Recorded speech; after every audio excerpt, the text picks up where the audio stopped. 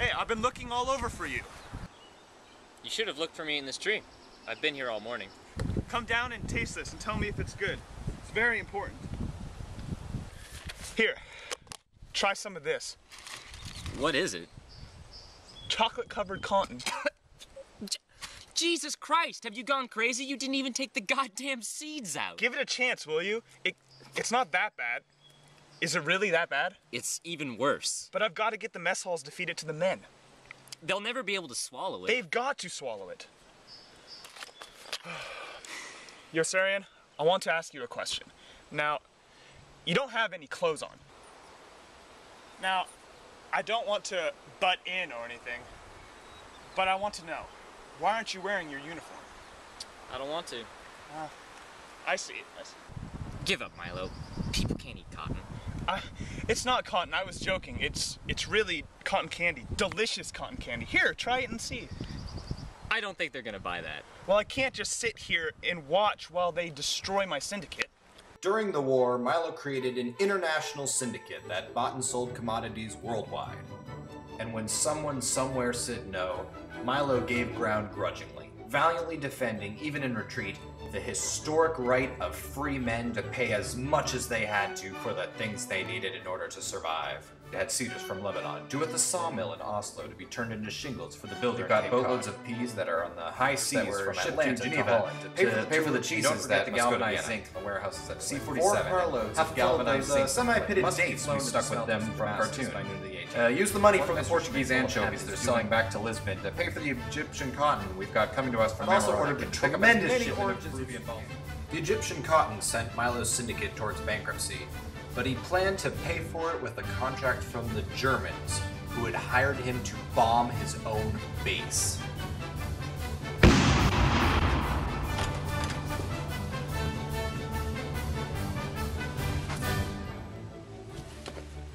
Milo, you son of a bitch! Are you crazy? What the hell are you doing? Come down! Come down!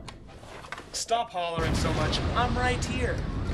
Very good, men, very good. But I still see one supply shed still standing. That'll never do. Purvis, we've talked about your kind of shoddy work before. Now go back there this minute and try it again. And this time, come in slowly. Slowly. Haste makes waste, Purvis. Haste makes waste. If I've told you once, I must have told you 100 times. Haste makes waste.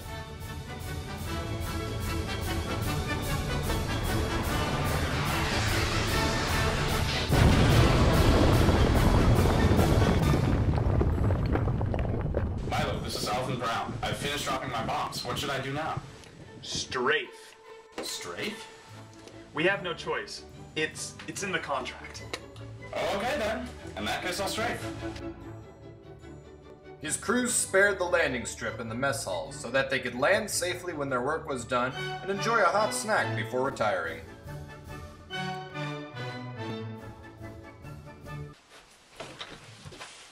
Please, make yourself comfortable, Chaplain.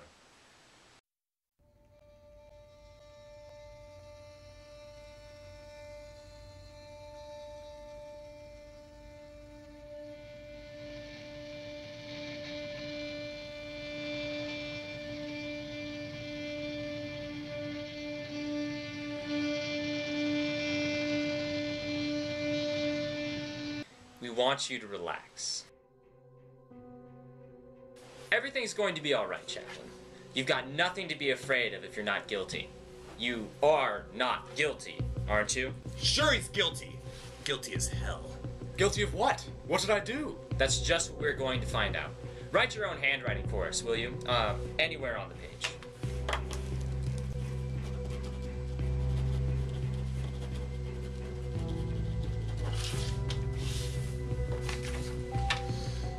See?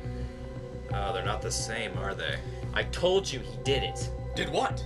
Chaplain, this comes as a great shock to me. What does? I can't tell you how disappointed I am in you. For what? What have I done? For this isn't your handwriting. But of course it's my handwriting. No, it isn't, Chaplain. You're lying again. But I just wrote it. You just saw me write it. But that's just it. I saw you write it. You can't deny it. A person who lies about his handwriting will lie about anything. But who lied about my handwriting? Are you crazy or something? What are you talking about? We asked you to write it in your own handwriting and you didn't do it. In whose handwriting did I write it but my own? In somebody else's. Whose? That's just what we are going to find out. Talk, Chaplain. That handwriting is mine. Where else is my handwriting if it isn't mine? Right here. Well, Chaplain, do you know who wrote that? No. You can read it, though, can't you? The author signed his name. That's my name. Then you wrote it.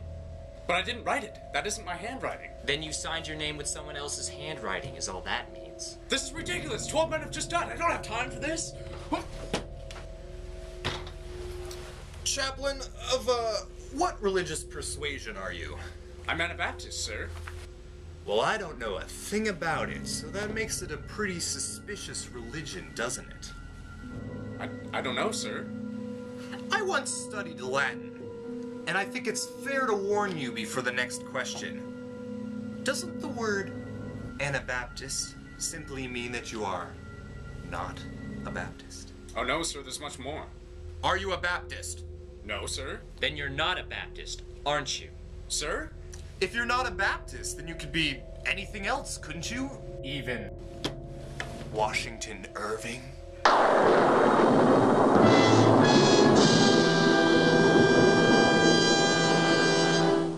Washington Irving?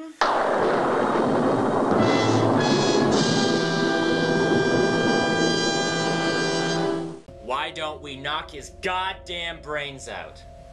Why don't we knock his goddamn brains out? He's only an Anabaptist, after all. No. We have to find him guilty first. Chaplain, we formally charge you with being Washington Irving